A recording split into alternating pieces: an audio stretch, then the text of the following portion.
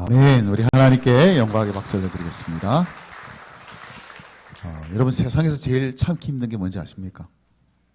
여러분 경험으로 볼 때도 제일 참기 힘든 게 뭔 것 같습니까? 예. 제가 생각할 때는 사람이 제일 참기 힘든 게 억울한 거, 그걸 제일 참기 힘들어하는 것 같더라고요. 싸움이 중단되지 않는 이유는 뭐가 해소가 안 되면 계속 싸움이 계속될까요?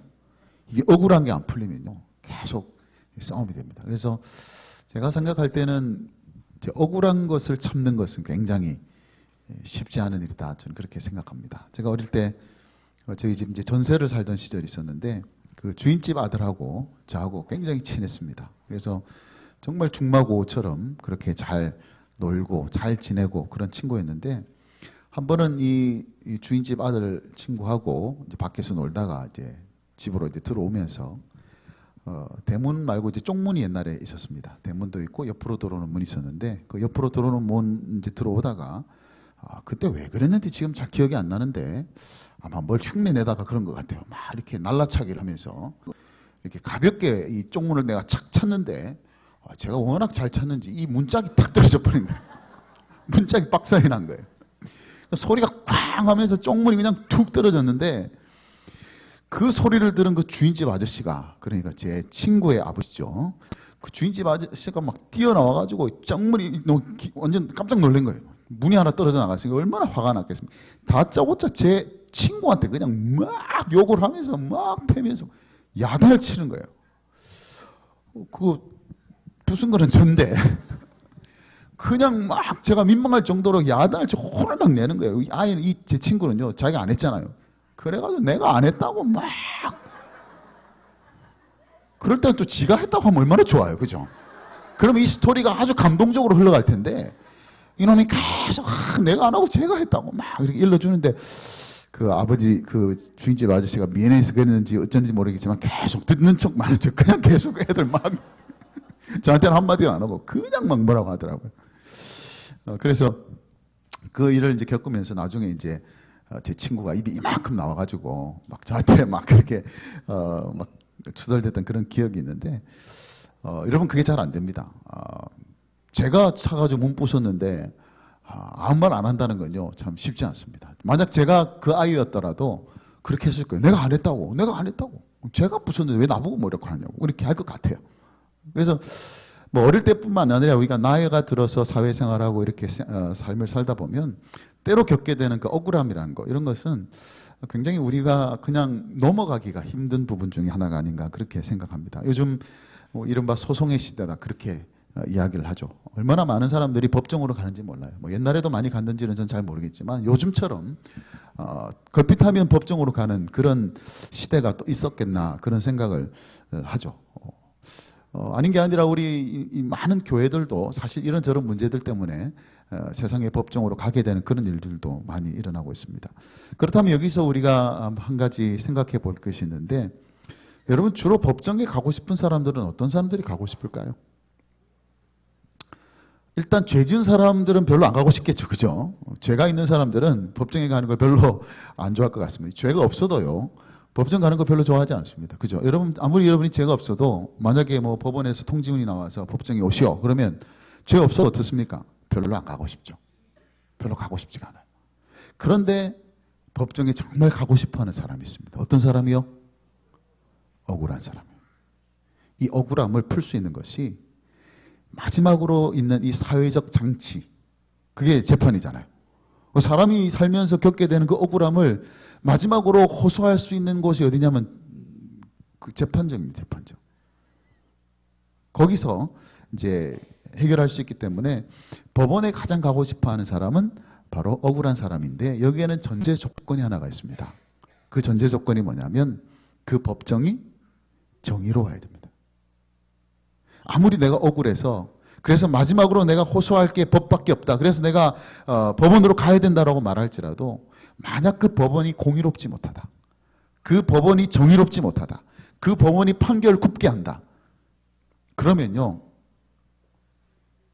아무리 억울해도 거기 가고 싶은 사람 생각이 안 난다라는 거예요. 공정한 심판이 있어야 됩니다.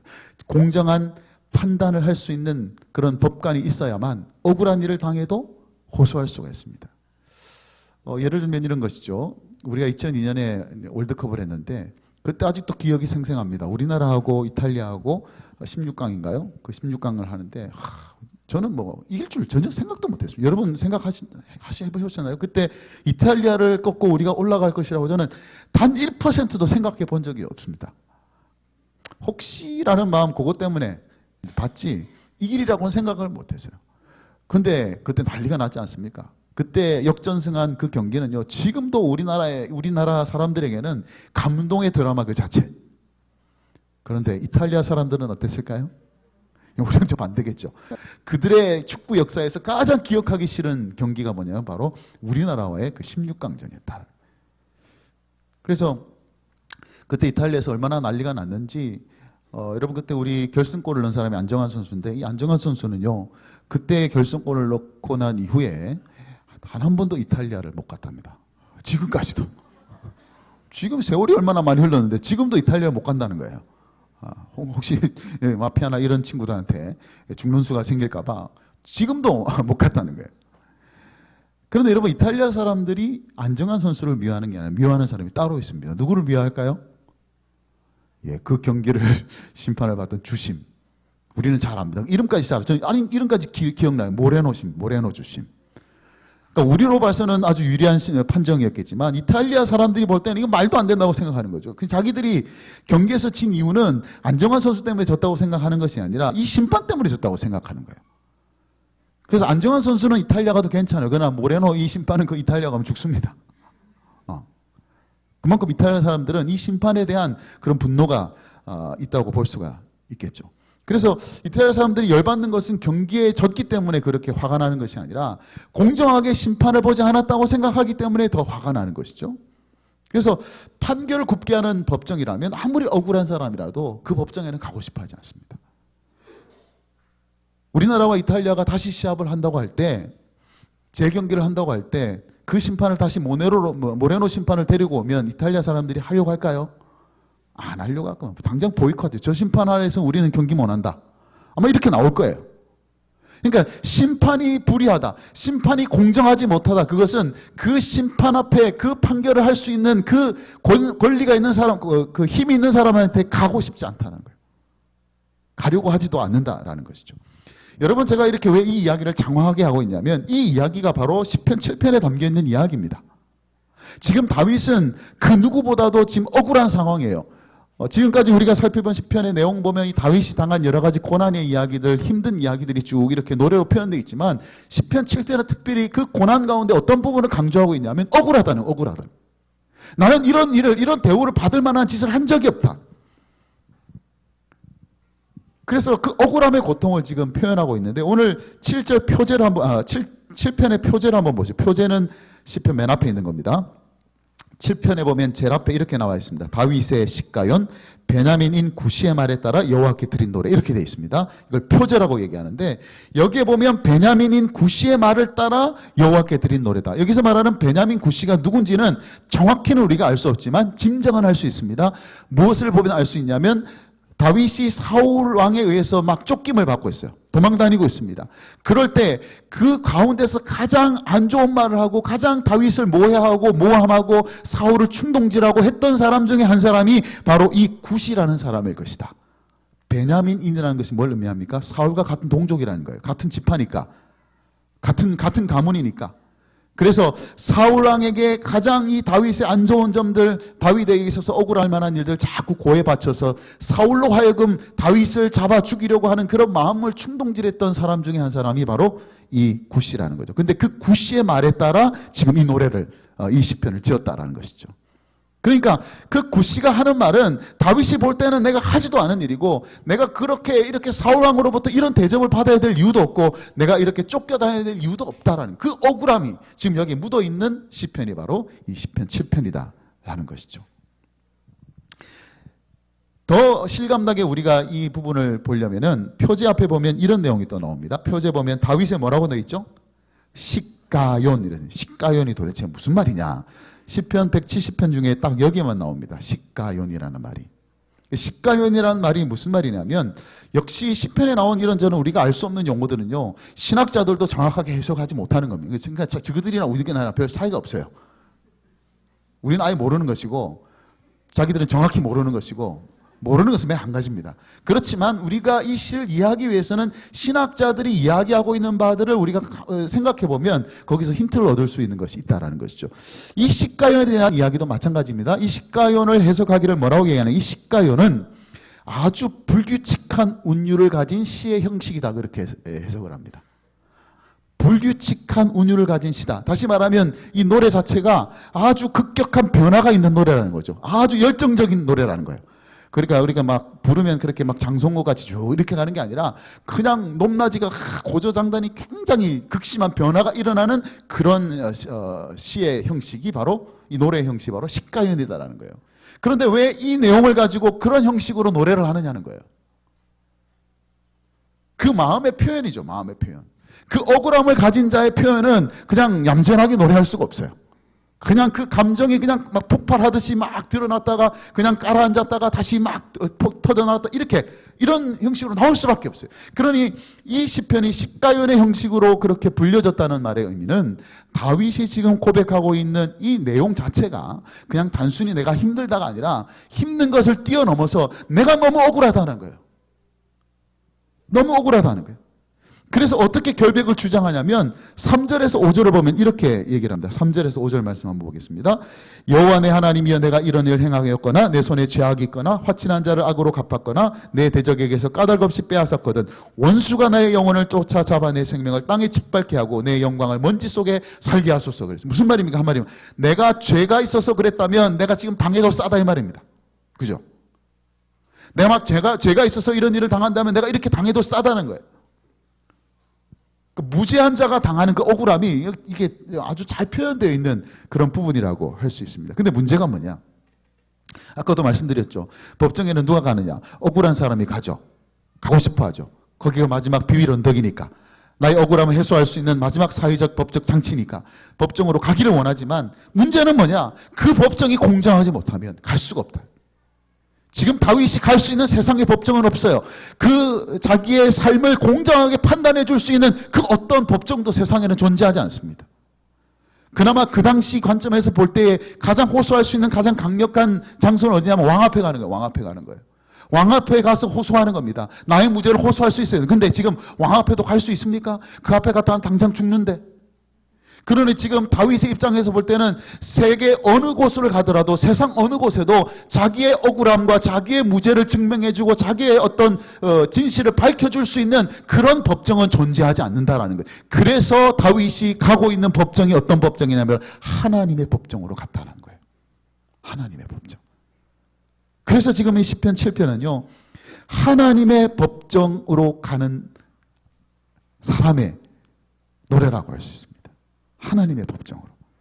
왜냐하면 그곳에는 누가 계시느냐? 판결 굳게 하시거나 그냥 자기 마음대로 엉뚱하게 판결하는 분이 아니라 의로우신 재판장이 그곳에 계시니까. 그래서 8절부터 11절을 보면 그가 이런 소망을 담은 이야기를 합니다. 여호와께서 만민에게 심판을 행하시오니 여호와여 나의 의와 나의 성실하심을 따라 나를 심판하소서. 악인의 악을 끊고 의인을 세우소서. 의로우신 하나님이 사람의 마음과 양심을 감찰하시나이다. 나의 방패는 마음이 정직한 자를 구원하시는 하나님께 있도다. 하나님은 의로우신 재판장이시며 매일 분노하시는 하나님이시로다. 그렇게 얘기합니다. 거기 가면 소망이 있는 거예요. 하나님이 재판하시는 곳에 가면 소망이 있는 겁니다. 그분은 정확하게 사람들의 마음과 생각을 감찰하시기 때문에. 그래서 다윗이 그런 표현하잖아요. 그게 바로 내 방패다. 내 방패다. 나를 보호해 주시는 것은 의로우신 재판장이신 하나님이 나를 보호해 주시고 지켜주실 수 있다. 그래서 지금 이게 시로 나올 수 있는 거예요. 시라는 형태로 불려질 수 있는 이유가 바로 의로우신 재판장이 있는 그 하나님의 법정으로 가는 것이기 때문에 이 노래가 나오는 거예요. 그것마저도 없다면 이 노래 자체는 탄생하지도 않았을 겁니다. 우리에게 전해오지도 않았을 거예요. 그러나 다윗은 알고 있죠. 이 억울한 상황 속에서 가장 중요한 것은 뭐냐? 하나님이 의로운 재판장이심을 인정하고 고백하면서 그분의 심판을 신뢰하는 것이다 라는 겁니다. 그분의 심판을 신뢰하는 것 굉장히 중요합니다. 왜냐하면 그 신뢰의 중심에는 그분의 때라는 게 있어요. 때. 이게 우리를 힘들게 하는 것이거든요. 그러니까 우리는 잘 알 수도 없고 이해도 되지 않는 그런 때가 있습니다. 하나님이 심판하시는 때가 있어요. 하나님이 모든 것을 바로 잡으시는 때가 있습니다. 지금 당장 그렇게 하시면 좋을 텐데 그렇게 하지 않는, 우리가 알지 못하는 어떤 이유 때문에 우리가 기다려야 하는 때가 있습니다. 중요한 건 뭐냐면 그런 때를 우리가 어떻게 기다려야 되느냐. 의로우신 재판장이신 하나님을 신뢰하는 믿음을 가지고 있어야 된다는 거예요. 하나님이 모든 것을 바로잡아 주실 것이다. 12절에 보면 아주 무서운 표현이 하나 나옵니다. 12절, 사람이 회개하지 아니하면 그가 그의 칼을 가시며 그의 활을 이미 당겨 예비하셨도다. 무서운 얘기입니다. 우리가 볼 때는 하나님이 왜 이렇게 공정하게 심판 안 하십니까? 이 세상을 바라볼 때 왜 이 억울한 가운데 있는 사람들을 돌아보지 않으시고 모든 것을 바로잡지 않으십니까? 라고 우리가 항변하지만 진실은 뭐냐? 하나님이 지금 이렇게 하고 계신다는, 칼을 갈고 계신다는 거예요. 활을 이미 당기고 있어요. 놓기만 하면 날아갑니다. 누구에게로? 회개하지 않는 자에게. 나라가 바뀔 거예요. 그래서 여러분, 우리가 겪는 이 억울함을 이기는 방법은 그 억울함을 당장 지금 푸는 게 아닙니다. 우리 생각에는 지금 억울하니까 지금 당장 풀면 좋겠다. 속도 시원하고. 그러면요, 복수밖에 되지 않습니다. 그러나 하나님이 원하신 것은 복수만이 아니라 하나님의 나라가 임하는 것이다. 이 모든 과정을 통해서 하나님의 나라가 임하는 것을 원하는 것이지 그냥 복수하고 끝내는 것이 아니에요. 얼마 전에 교육자 신방을 다녀오는데 본의 아니게 우리 차가 이제 어떤 차의 진로를 이제 맡게 됐습니다. 그건 어쩔 수 없이 이제 맡게 된 상황이었는데, 물론 뭐 그렇게 안 하는 게 좋지만 어쩔 수 없는 교통적인 상황이 있어서 이렇게 맡게 됐는데, 그 뒤에 그 진로를 막았다고 이제 화가 이제 난 거예요. 그 뒷차가. 그래가지고 막 빵빵거리고 하다가는 이제 지나가다가 제가 볼 때는 한 7초 정도 늦게 간 것 같아요. 그 차가. 우리 차 때문에. 제가 정확하게 시간은 안 재봤지만 한 7초 정도 저희 차 때문에 늦게 간 것 같아요. 근데 여러분 지나가다가요, 창문을 쫙 내리더니 욕을 하는데, 세상에 무슨 그런 욕이 다 있는지, 와. 별의별 욕이 다 나오면서 그냥 막 얘기를 하는 거예요. 여러분, 이 봉고차가 이 썬텐 돼 있는 이 봉고차는 함부로 건드리면 안 되는데, 그죠? 거기서 뭐 깍두기 같은 어쩌려고 그렇게 하는지 몰라요. 근데 거기 보니까 교회가 딱 붙어 있잖아요. 두 가지가 마음에 들더라고요. 아이고, 저 교회차 또 교회 욕하는 거 아니겠나 하는 걱정도 되고, 야, 저기 교회 차니까 이제 마음 놓고 욕하는구나 그런 생각도 들기도 하고. 어쨌든 제가 거기서 뭘 봤냐면, 이제 그렇게 뭐 이러면 욕 들으면 기분 좋습니까? 기분 안 좋죠. 내가 잘못했는데도 욕 들어도 기분 별로 안 좋은데, 그 조금을 못 참아가지고 욕을 해야 되는 상황 자체가 좀 사실 이해가 되진 않지만, 어쨌든 그렇게 욕을 막 하는 것이 참 기분은 좋지 않았지만 그런 생각이 들더라고요. 야, 저렇게라도 욕을 해야 분이 풀리겠구나. 그런 생각이 들더라고요. 그죠? 여러분, 그렇게 안 하면 속병 생길 거 아니겠어요? 그죠? 자기는 지금 막 뭐 어떤 일이 있는지 모르잖아요. 뭐 급한 일이 있었는지 우리는 잘 모르지만 자기만의 어떤 문제가 있어가지고 이게 막 화가 나는 상황이었다면, 욕으로라도 풀릴 수 있다면 마음껏 욕을 하는 것이 좋겠다. 그런 생각을 하기는 했습니다. 참 대단하더라고요. 우리 교육자가 그래가지고 창문을 딱 내리고 이렇게 딱 미안하다고 웃으면서 막 이렇게 미안하다고 막 얘기했는데, 그래도 계속 욕하고 그냥 가더라고요. 예. 그 사람 참 대단한 사람이죠. 그렇게 막 웃으면서 죄송하다 그러면 그냥 가면 될 텐데, 거기다 대고 또 막 욕하고 막 그냥 가요. 예. 여러분, 보통 그렇게 안 하잖아요. 그럼 문 내려가지고 뭐 그것도 못 참느냐면서 이렇게 하면 뭐가 되면 결국 싸움이 되고 이제 보복운전 나오고 이제 별의별 게 다 나오겠죠. 근데 여러분 한번 생각해 보십시오. 그렇게 뭐 어떤 일들을 당해서 내가 분이 풀려가지고 막 욕을 했다. 그러면 복수하는 것으로 끝나는 거잖아요. 그러니까 우리가 억울함을 당해서 그 억울함을 해소하는 방법은 그냥 복수해서 그냥 속 시원한 게 목적이 아니라는 거예요. 우리는 그렇게 인생을 살아야 될 사람이 아니에요. 왜냐하면 하나님이 모든 것을 판단하시고 모든 것을 심판하시는 하나님이시기 때문에 결국 내가 겪는 이 모든 억울한 일들, 우리가 살아가면서 겪게 되는 모든 부조리한 일들, 그 모든 것들을 바로 잡으시는 하나님을 신뢰하는 것이 우리에게 필요한 일이다. 왜냐하면 그렇게 해서 결국 일어나야 될 일은 뭐냐면 하나님의 나라가 임하게 되는, 어떤 하나님의 나라요? 정의로운 하나님의 나라, 공의로우신 하나님의 나라, 모든 것이 바로잡히시는 하나님의 나라, 그 하나님의 나라가 임하기까지 우리는 억울해서 때로는 힘들고 어렵지만 오늘 이 표현처럼 하나님이 회개하기까지 기다리시면서 활시위를 당기고 있는 모습을 한번 보십시오. 그때까지 참고 계시는 하나님. 그래서 우리가 살아가면서 억울할 때 단순한 복수로, 그리고 억울함을 푸는 것으로 우리가 끝나는 것이 아니라 의로우신 재판장이신 하나님의 그 공의로우신 심판이 나타날 때까지 우리가 그분을 바라보면서 오늘 이 다윗같이 노래할 수 있어야 됩니다.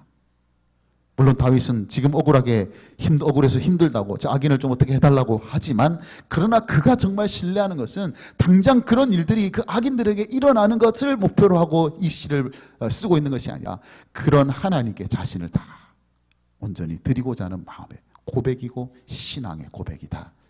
의로우신 재판장 주님께서 이 모든 것을 판단하여 주시옵소서. 그래서 여러분이 이제 세상으로 나가게 되면 여러분 가정에서, 직장에서, 또 이웃에서 또 억울한 일들 만날 수 있겠죠. 물론 잘못된 일들은 바로바로 즉각 바로 잡는 일이 굉장히 필요합니다. 그러나 인생사가 다 그렇게 되진 않아요. 우리 인생사가 뭐 잘못한 일들이 곧바로 바로바로 이렇게 해소되고 모든 것이 다 풀려지지를 않습니다. 그럴 때라도 여러분이 무엇보다도 누구를 신뢰해야 되냐면 우리 하나님을 신뢰해야 되는데, 어떤 하나님? 의로우신 재판장이신 그 하나님을 우리가 신뢰하고 상황만을 보지 마시고 그 상황을 정확히 판단하시고 지금도 그 마지막을 향해서 준비하고 계시는 그 하나님을 우리가 바라보면서 믿음 안에서 오늘을 살아갈 수 있도록, 그 믿음 안에서 이번 한 주간을 살아갈 수 있는 저와 여러분이 되시기를 주님의 이름으로 축복합니다. 아멘.